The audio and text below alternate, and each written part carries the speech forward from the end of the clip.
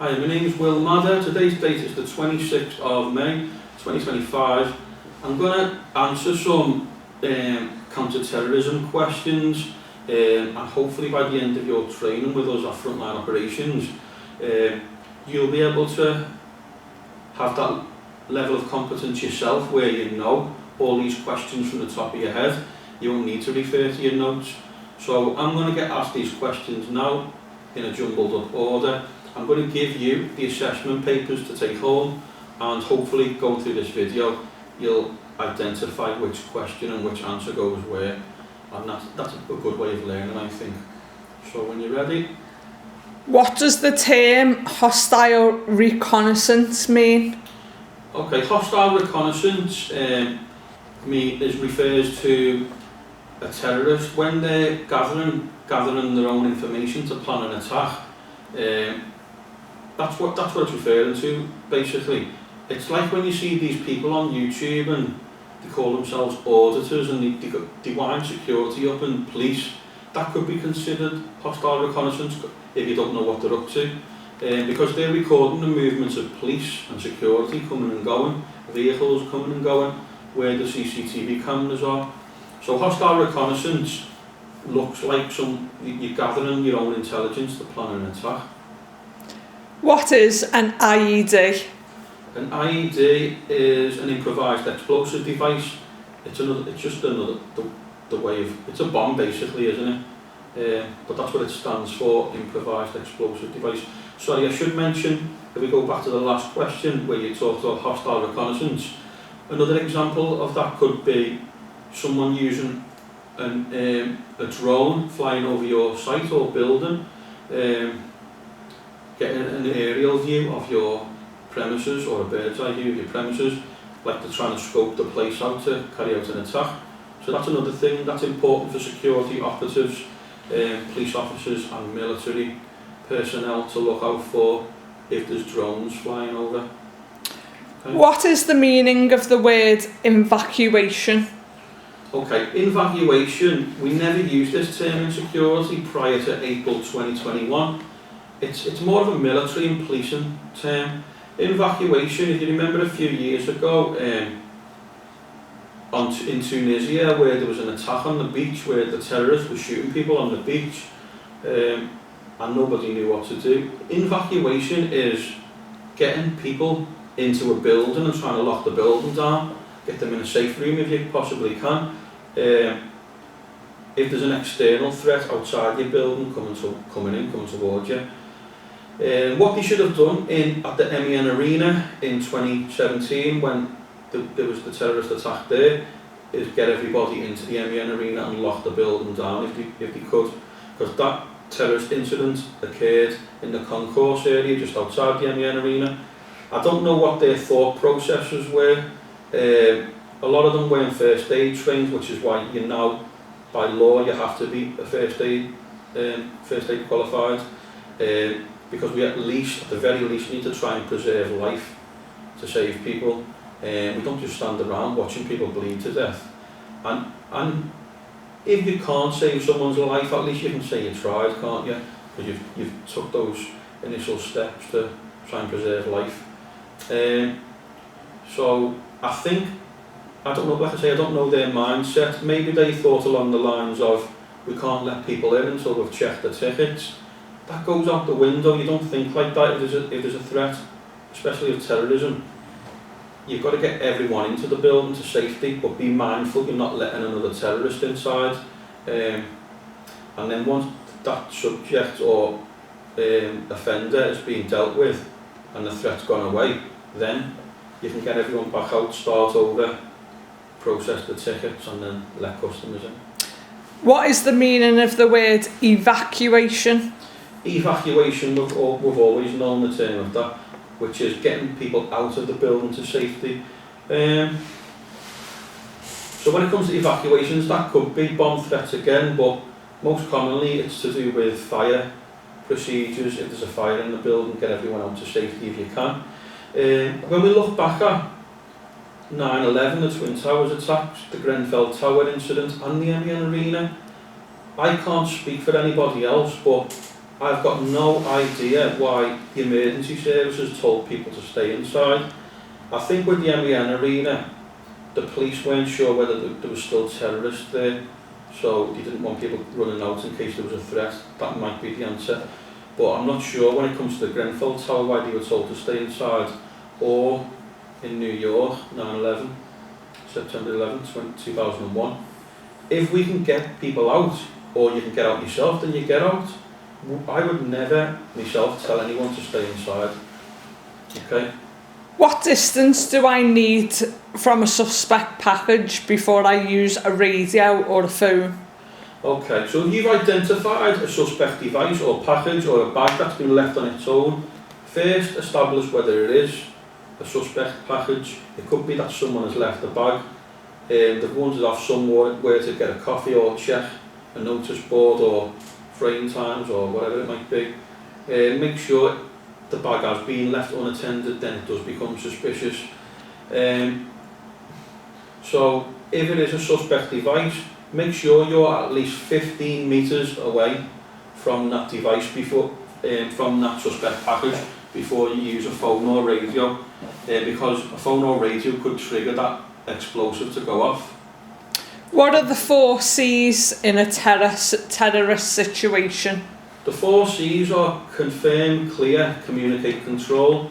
Bear this in mind for your test, because I believe it comes up a lot, this, and we get people afterwards telling us, I forgot what order it was in. The test is going to be multiple choice anyway. But confirm is number 1. Confirm if the package is suspicious. Clear the area as best you can. Communicate to your colleagues and the police, and then control others from getting back into that area. So it's confirm, clear, communicate, control. Where is the slogan, see it, say it, sorted? Okay, so you normally hear this over the speaker at train stations or railways or on the train. I don't know whether that's going to come up in your test. I'm not allowed to look at your actual test papers, but I've had learners who've told me questions that come up later on, or they text me. So try and remember for your test that slogan, see it, say it, sorted. It's going to be train stations or on the train. What does ACT stand for? So ACT stands for Action Counters Terrorism. Your action counteracts the terrorism.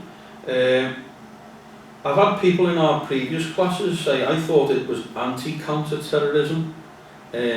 Anti and counter is the same thing, so that's like saying anti-terrorism. Just bear in mind, again, I don't know if it comes up in your test, ACT stands for Action Counters Terrorism. Okay. What is the HOT protocol? So the HOT protocol stands for H as someone hidden an item or suspect device. O stands for is it obviously suspicious, and T is typical. What they mean by typical is a rucksack or a backpack would be out of place at an indoor concert, but it would be expected at an outdoor concert festival. So if you're working at an indoor licensed premises and someone's trying to bring in a big bag, that's just not normal, is it? So you'd be mindful and suspicious of that, and most certainly you would check that bag out, do a full search. What is the number you can call for the anti-terrorism hotline? Okay, the anti-terrorism hotline you can call 0800 789 321. What is the number to text to report terrorism on the railway trains? On the trains, there's a number you can text. Obviously you can't call, because if a terrorist is on your train, they'd probably put a bullet in your head first if they can hear you on the phone. So what they're saying is try and send a text sneakily if you possibly can. And that number is 61016. 61016. Text that number to report terrorism. What is a marauding terror attack? A marauding terror attack. So a marauding terror attack, if this comes up in your test paper, it might come up in your test paper, what does MTA, Mike Tango Alpha, what does that stand for? And that stands for a marauding terror attack. What that is a fast-moving attack with weapons. Like they done in Paris, where they were stabbing people in the streets. I think it was from part of France. I think it was Paris. Similar to London Bridge as well. But try and remember that for your test, a marauding terror attack.